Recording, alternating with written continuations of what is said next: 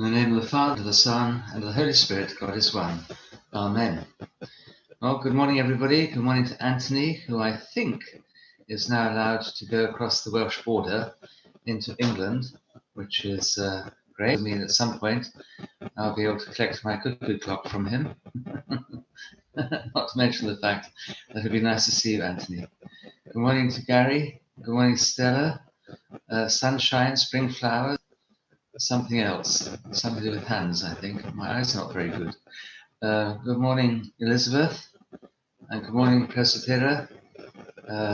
It's lovely, as it were, to see you. You get to see me, I don't really get to see you. Good morning, Judy.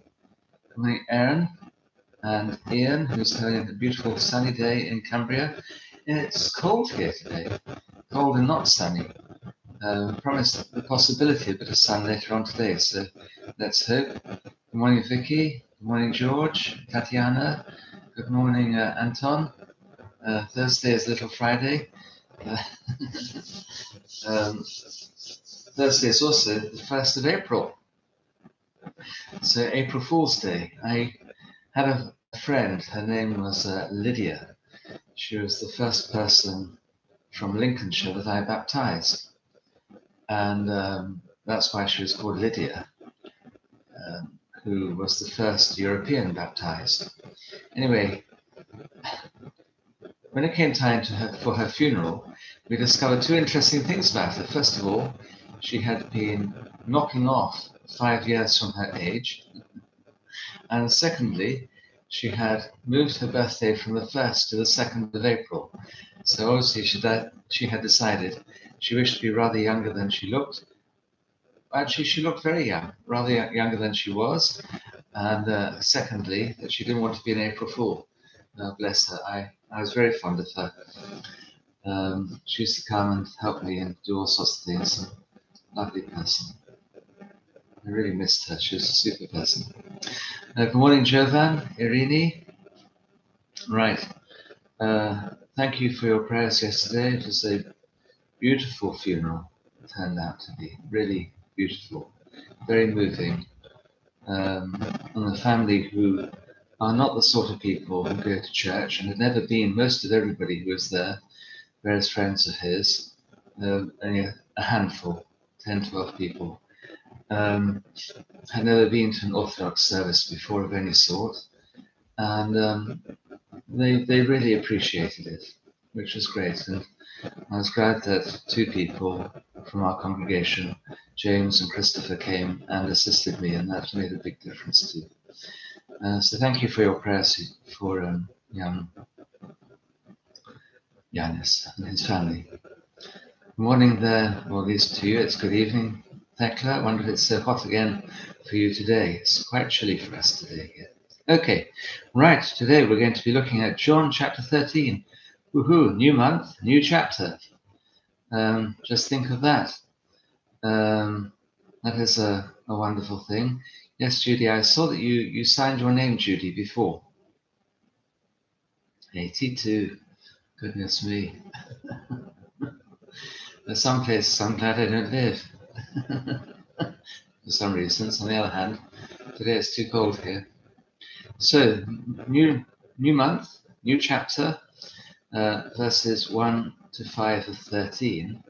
And Jesus does something here that would definitely have been thought to have been the action of an April Fool. I'm full of all sorts, block it up.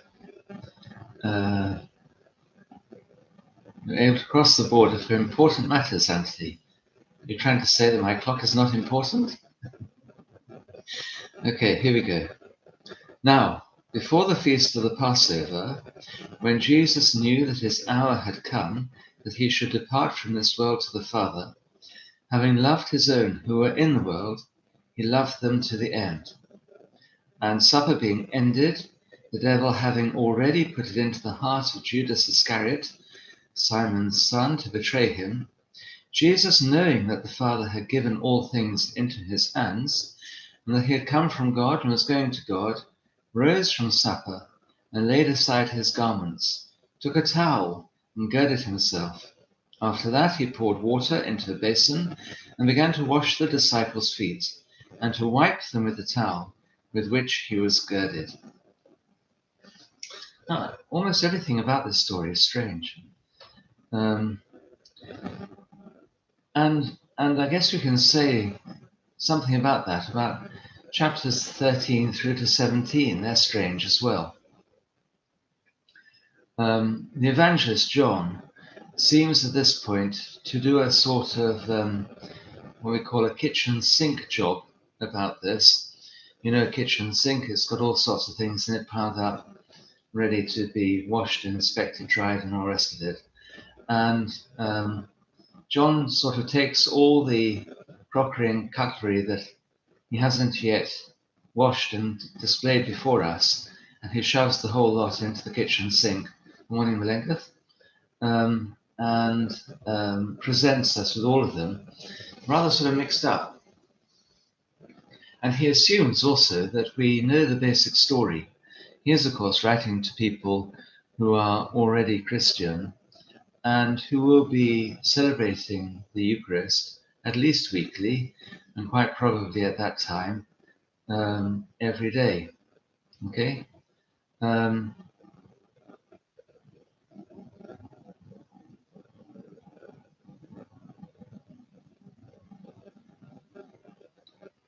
Paul, if you want to share these things, go ahead.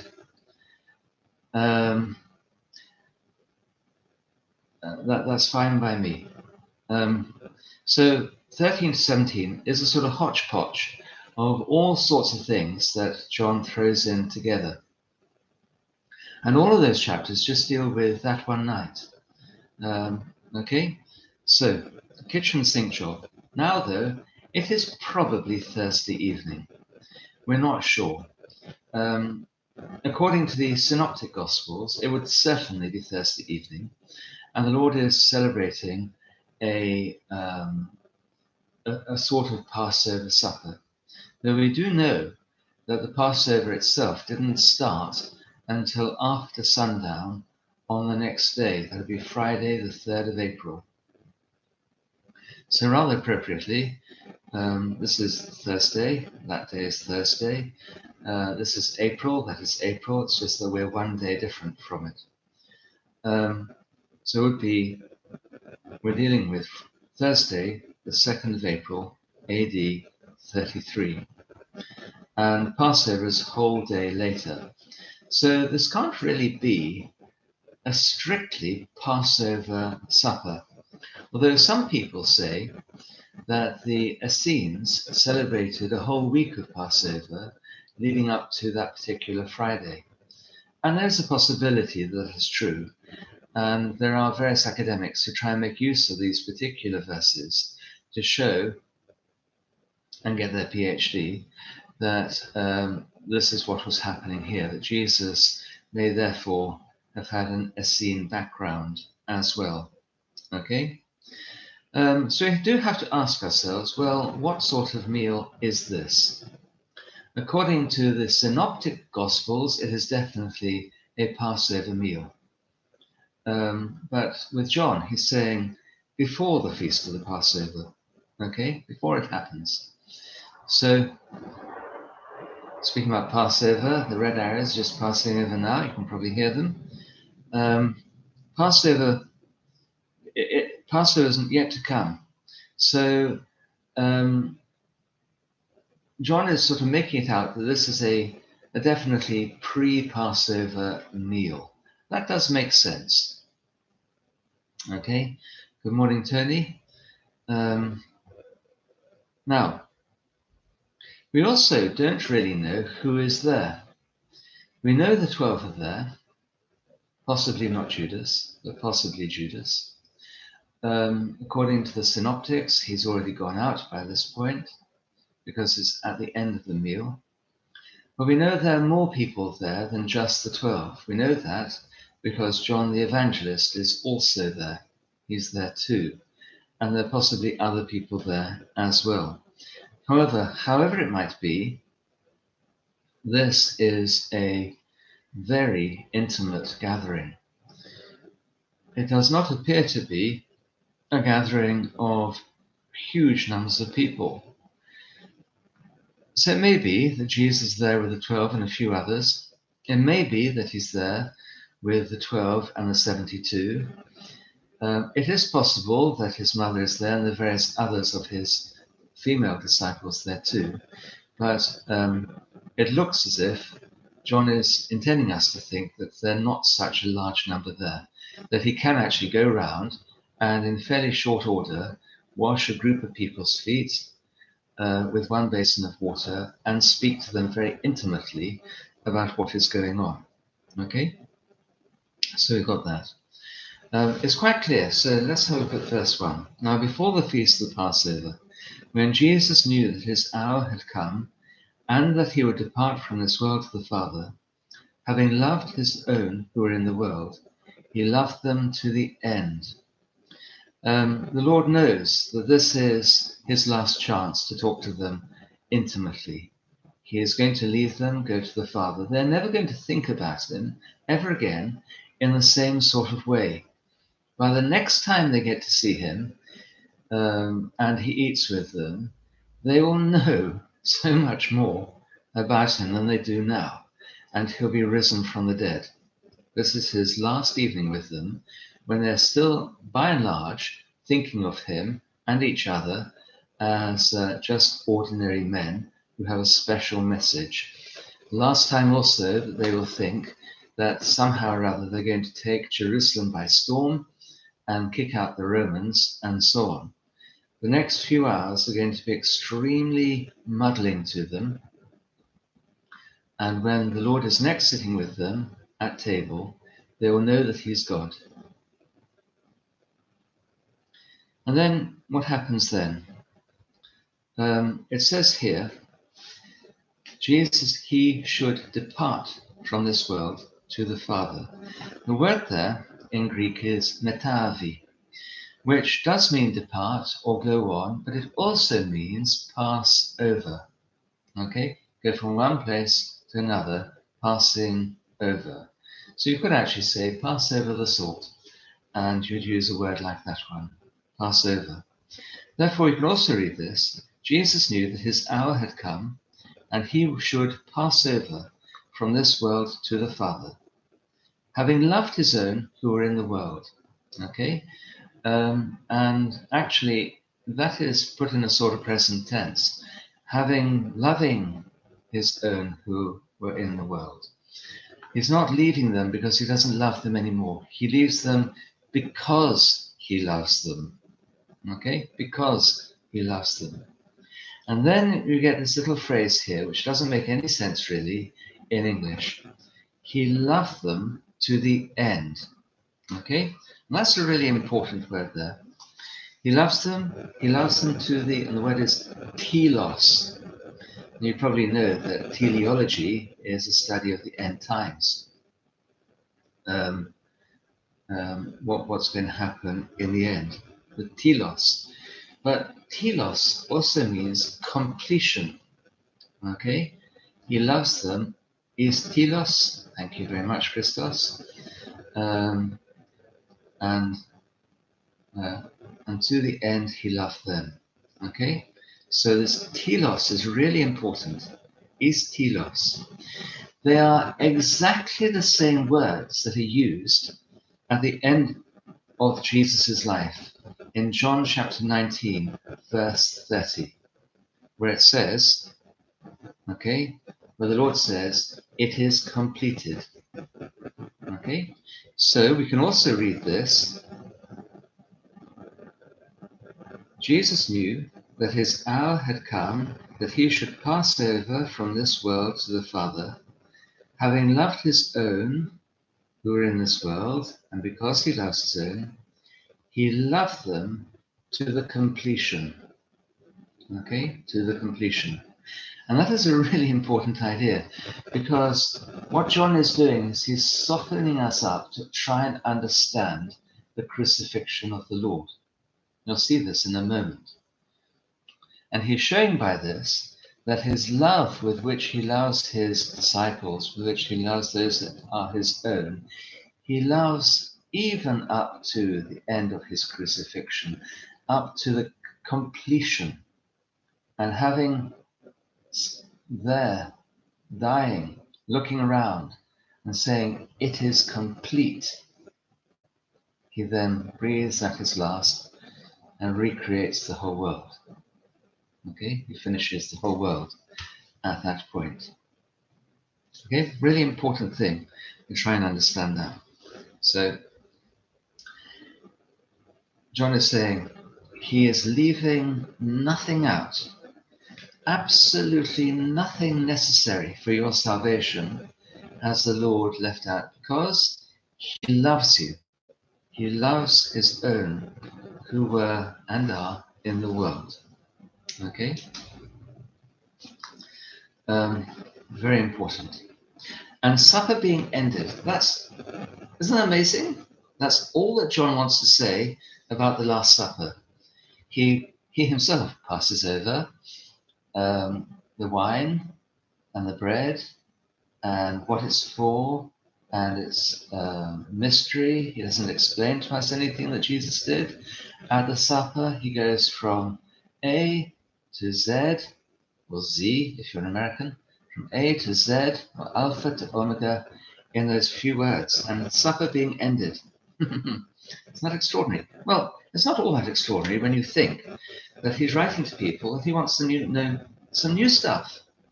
They all know this perfectly well. Morning, Michael and Natalia. They know this perfectly well already. These are people who go to the liturgy every day or every week, and every time they take bread and wine, they give thanks and they share it and they say, "This is my body, this is my blood, which is given for the forgiveness of sins, which is broken," and so on. Okay, so they know that already. So he's not going to boil his cabbages twice. Everybody knows that. They don't need to do that all over again. But what does he say? The devil, having already put it into the heart of Judas Iscariot, Simon's son, to betray him. Okay, so you remember before, Judas Iscariot, Simon's son. Exactly the same words as the evangelist has already made use of. And he's saying, actually, you. That one. That one is the one who betrayed Christ. Judas from Iscariot, the son of Simon. Well, there's something more important here. He's done that already. Something also important here. The devil having put it already. Okay, those words "put" already. The Greek actually means thrown or cast, or thrown or cast. That'll do. The devil takes this idea and he throws it to Judas. Okay, throws it to Judas. Christos, I don't think that is actually a correct understanding. It's not also the way the fathers understand it either. But the Bible Society is also a Protestant society, and they play down the sacrificial nature all the way through anything that they translate, and they also deeply play down any sacramental thing that happens as well. Those words, the words "put it," okay, so the devil throws this idea to Judas, and Judas catches it. Okay, that's the tragedy. You know, I know, and you probably know if you're like me, that in any one day, by the time I have my first cup of tea in the morning, having spent from getting up until having that cup of tea in the morning, praying, that I've probably already had 100 evil thoughts by then. Because what Satan does is he throws them into my mind. He takes this bad thought, he throws that into my mind. And what do I have to do? Let it drop on the ground and stamp on it. Takes another evil thought, throws that one into my mind. What do I have to do? I have to knock it off before it comes anywhere near me. Another evil thought, and so on, all the way through, all the prayers, let alone by the time I go back to bed, by which time I've probably had several thousand bad thoughts. But I'm not responsible for those bad thoughts. But if I catch that thought and make it mine, then I'm responsible.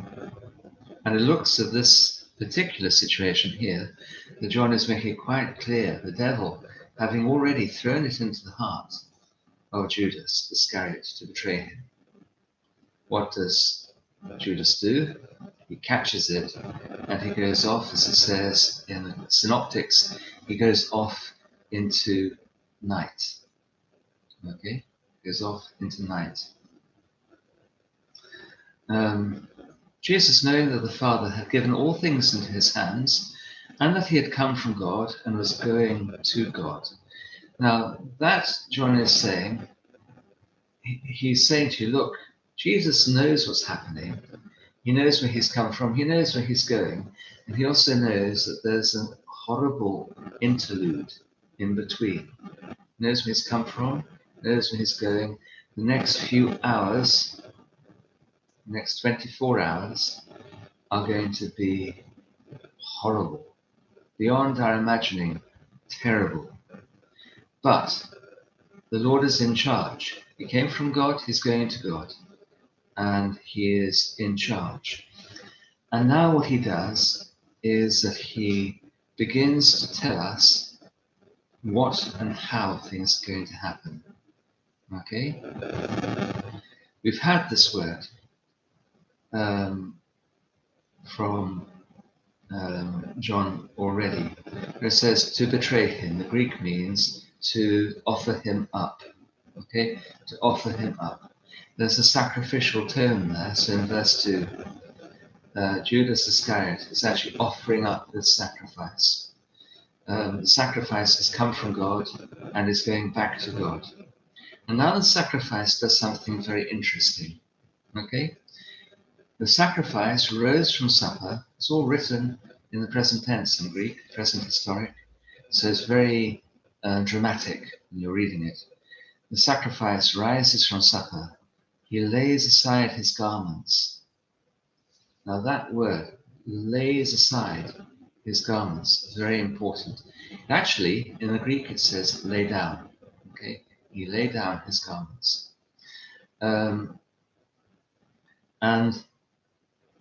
It's tithesin, I think, or tithesin. I'm not quite sure how to pronounce it. Okay, tithesin. And it's exactly the same word that's used in 1 John 3:16, where John says, same John says, we have come to know this, that Jesus laid down, same word as laying down his garments, laid down his life for us. Thus we should lay down, same words, lay down our lives for our fellow Christians. Okay? So it's a sacrificial act that the Lord is undergoing here. He's making it quite clear. I am taking off my own garment and I'm laying it down. His life is going to be taken off him, as it were. He lays down his body. He lays down his body for us. He takes it off. He lays it down. His garment, his clothing is laid down. Okay, it's the same word. And that's important to remember. It looks, and nearly everywhere you read, you get this idea, particularly actually in Protestant texts, you get this idea, this shows the Lord's humility. It does, of course.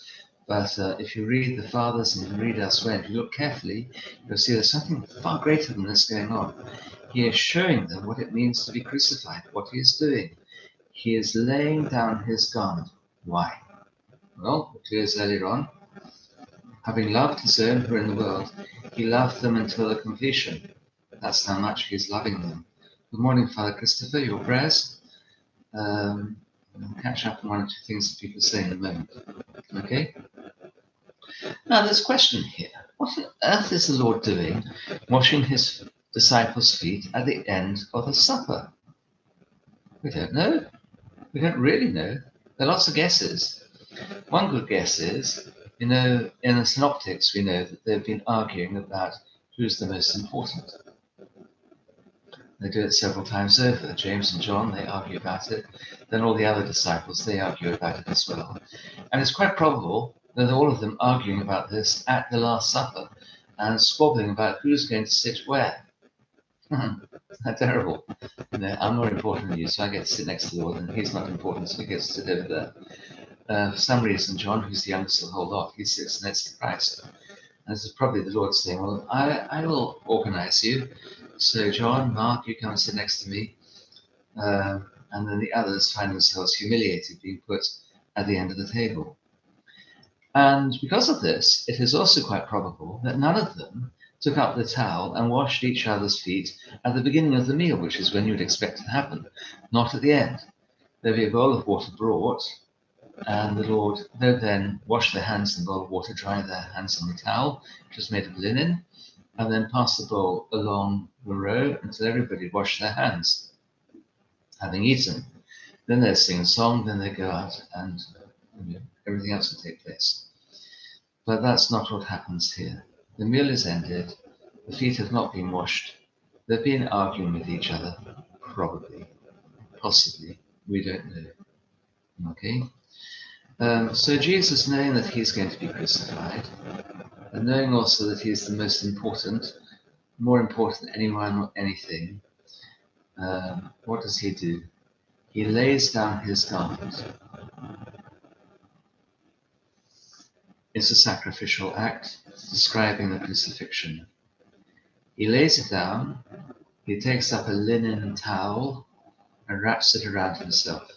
Next time that's going to happen, he's dressed like a corpse. He's dressed like a corpse, or like a slave, dead to this world. Those two things, keep both those in mind. He's dressed like a corpse. And this corpse then does something really amazing. He goes round and he cleanses everybody around the table. He cleanses them all. He washes their feet. And there'll be an argument about this as well in a moment. Okay? Dressed as a slave, dressed as a corpse. The implication is that in the same way as the Lord lays aside his life, so should we. In the same way as he becomes a corpse, so should we become a corpse as well. The same way as he washes and cleanses the church, so our job should also be that we cleanse and make pure the church. There's nothing here about the grandeur of God. It's all about sacrifice. And in that sacrifice, we see and begin to see the glory of God that the Lord in the previous chapter has promised that we will see. Okay, so the full majesty of God, we're beginning to see now as he washes his disciples' feet, as he takes on the role of a slave corpse, having laid down his garments. Isn't that fantastic? We'll end there and we'll carry on, inshallah, tomorrow with the rest. Let's see who they say what. It's cold and sunny in Ireland. Well, it's just cold here. Dry heat for Thekla in California. I think that's a good thing. Hopefully it'll rain enough to make sure we don't have those fires again this year. Paul, I'll just read that again. You're making an Orthodox Christian server on Discord. I don't know what Discord is. Would it be okay if I link your YouTube channel? Yes. There's nothing there representing our faith. Go ahead. You have my blessing. Christos has given us the words that we needed. Telos. Michael, good morning. God bless you. And also Natalia and Beverly. I've said also already about the Bible Society. George, yes, one of the problems in Lent is because you're doing your very best to avoid anything sinful, Satan then rubs his hands together and says, woohoo, that's very good. Let's offer you a few more problems. Okay? let's see what we can let's see what we can deflect you with. Let's start with something easy and go on to something hard. Nobody's going to know if you, and that's the point where you really must not catch any of these things. Okay? Stella says, the Lord lays down his majesty. He does indeed. Tracy, I am using my microphone. I hope it's working, and I've not been talking to myself all this time. Yep, there it is. Is it better or worse? It was making a rumbling sort of sound the other day. I've moved it away from the computer, which seemed to be causing the problem before. There are many scenes, says Anton, with feet in those last chapters. Mary sitting at the Lord's feet, kissing feet, oil on them, falling on the Lord's feet, washing them. Strong symbolism, John's Gospel. Yeah. You also have, in these cases also, the person, from what we gather, has forgotten to wash the feet. So here they've forgotten to wash the feet. Nobody felt slave enough to be able to wash the feet, except for either the sinful woman or Mary. They came in and they washed the Lord's feet with tears and with oil and with perfumed oil and drying them with hair. It's a very strong way of saying you literally put yourself at the feet of somebody. It's tinny today. I wonder why that is.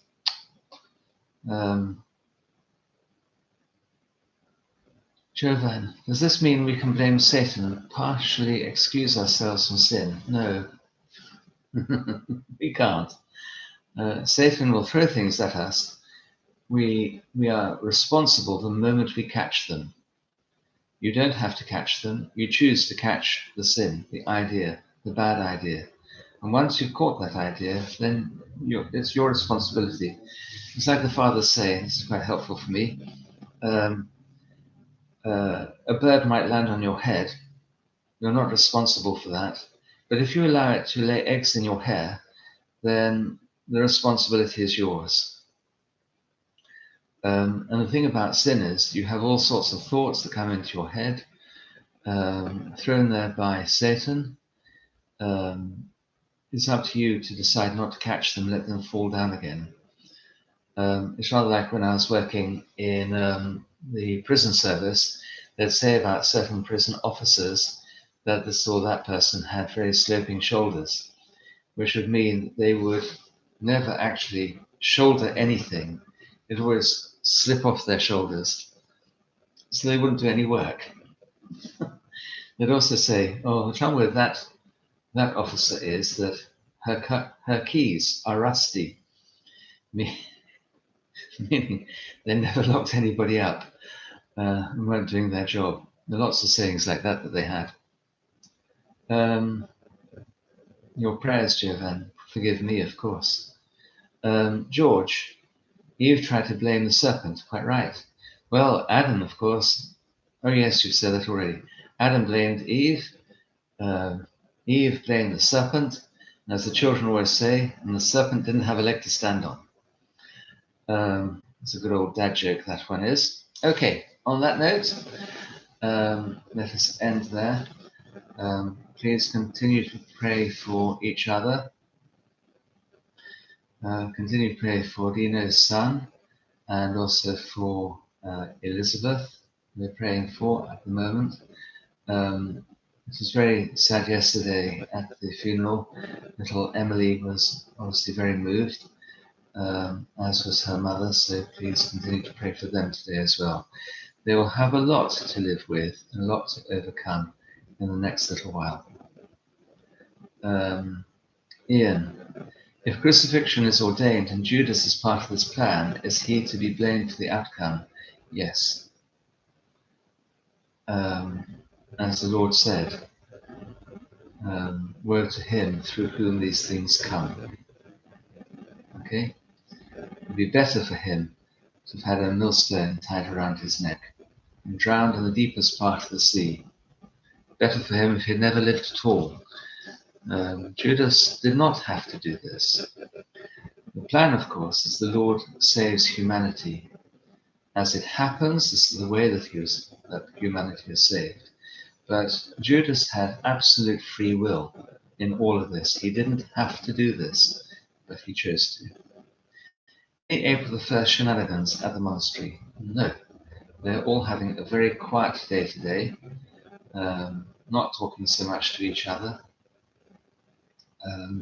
and continuing to work and to pray and have informal meals so that there is less work for other people to do.